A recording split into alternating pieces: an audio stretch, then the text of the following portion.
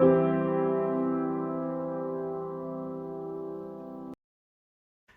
and welcome to my channel, Thriving, Not Just Surviving. I'm your host, Charlie Henry. A couple of weeks ago, I did an at-home pinprick blood test to see how my levels of NAD are doing since I started taking NMN.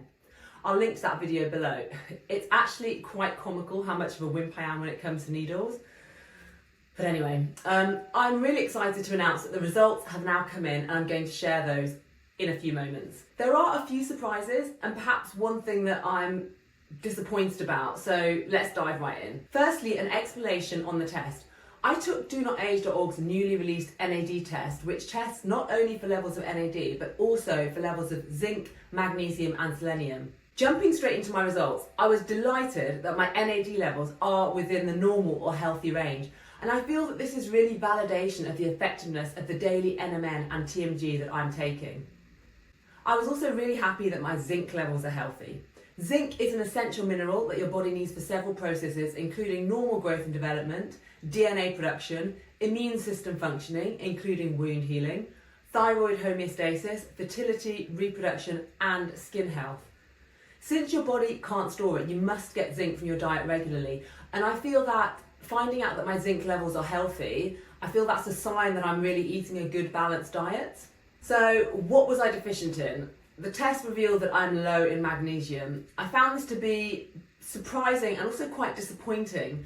It's surprising because I had been supplementing with magnesium both daily and in the form of my own homemade magnesium water, and weekly in the form of an Epsom salts bath, which I would soak in for 30 minutes. Now, Epsom salts are high in magnesium, and the idea is that your skin absorbs the magnesium from the water. And I also have a daily multivitamin supplement which contains magnesium as well. So I thought I was doing okay with magnesium supplementation, but apparently not. So that's why it was kind of really disappointing. I guess the one unsurprising part about it is that I do a lot of exercise, and I know exercise depletes magnesium because magnesium is used by the body in the muscle contraction. So if you're doing a lot of muscle contraction in the form of exercise, then the likelihood is that you will be low in magnesium. And the fact that I do a lot of exercise is why I knew that supplementing in magnesium was particularly important for me. That's why I thought I was supplementing well enough. The other interesting thing is I had actually noticed quite a lot of twitching in my body. So like, you know, my forearms, for example, one day at work, my forearm muscle just wouldn't stop twitching. And I had a couple of days where my eye was twitching. And I think that is a sign that my magnesium levels were low. The other sign for me that my magnesium could be low is that my sleep is a bit up and down. Some nights I sleep really well, other nights I'm kind of not sleeping as deeply as I feel like I should be. And that is a key thing that magnesium does. It really helps you to get a good night's sleep.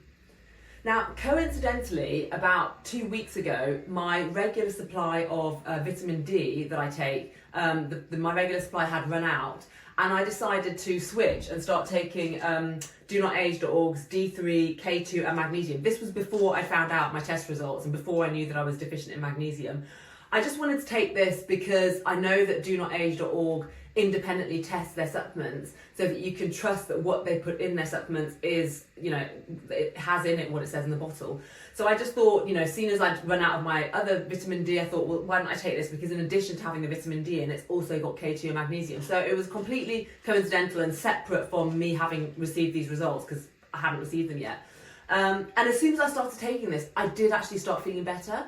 I think I initially thought that was probably because of the vitamin D2. I thought that maybe my other supplement was just not as good quality and therefore that it was the D2 that made me feel better. I had a greater sense of well-being, I was a bit happier, I was sleeping a bit deeper. But now that I've had my test results back revealing that I was low in magnesium, I think it's probably because it had the magnesium in it. So now that, you know, I've started taking a proper magnesium supplement that actually works, it has made the difference to my well-being and to my overall health. So I will include a link to these below and my discount code so you can get them yourself if you want. I highly recommend them because I think they are really good. And I've actually decided I'm going to take double the dose of those, at least for a while, because I really think I need it.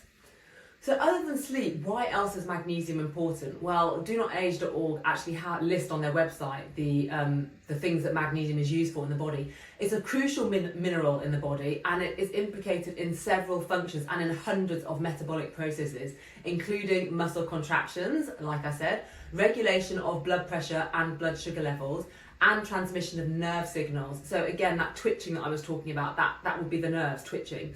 Magnesium is also needed for the secretion of parathyroid hormone, which helps control the levels of calcium in the blood. And magnesium also participates in building protein, bone, and your DNA. So as I read through that list, it really jumps out at me that several of the things mentioned are pretty important for longevity, especially the DNA part, and also muscle function as well. You know, if our muscles get weaker as we get older, sarcopenia is something that happens to people as they get older, and that's muscle wasting. So if we have things like magnesium that we're supplementing or getting enough from in our diet, there's less chance that we will get that muscle wasting, and because our muscles will be able to contract properly, and you know, we'll be able to keep them nice and strong. So the other thing the test revealed that I was deficient in was selenium. Now, you know, selenium is not something that I think about very often. I mean, maybe like me, you probably didn't even know what it was. But it's an easy one to fix because eating a few Brazil nuts a day gives you more than enough selenium, and I love Brazil nuts, so I'm going to start doing that. But why is selenium so important? Selenium is an important mineral needed by the body to fulfill several processes. It plays an important role in the normal functioning of the immune system, in the functioning of the thyroid gland, and in the production of DNA. Selenium is also involved in protecting the body from infection and has antioxidative properties, which means it protects cells from oxidative damage. So that last one, oxidative damage, is a pretty crucial one for longevity. Oxidative damage is a key factor in the degradation of cells, particularly skin cells, and this can make us look older. I guess I'm not that surprised that my selenium levels are low, because although I think I eat a very good, balanced, varied diet with loads of veggies, my diet is fairly low in animal products because I eat a mostly vegan diet and I only eat like meat or fish a couple of times per week.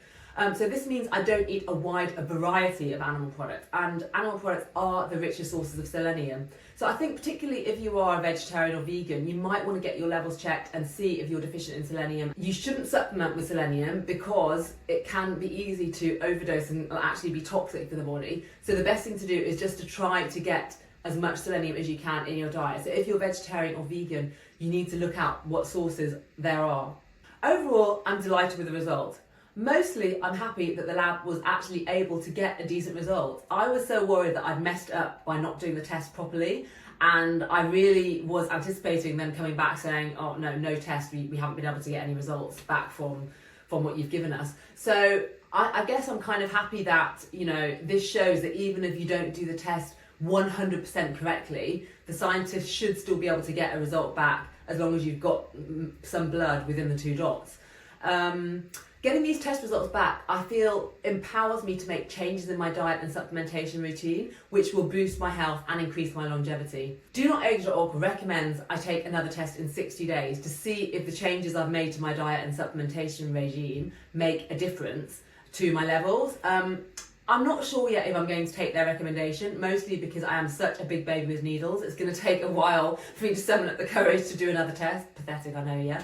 But I will probably do a test again at some point in the future, and when I do, I'll report back my findings here again in the form of another video. So if you would like to know what your NAD, zinc, selenium or magnesium levels are, I'll include a link to the test below as well as my discount code. And if you have any comments, questions or suggestions, please post them below. I love reading your thoughts and always respond to as many as I can. That's it for now. Thank you so much for watching. Until next time, bye.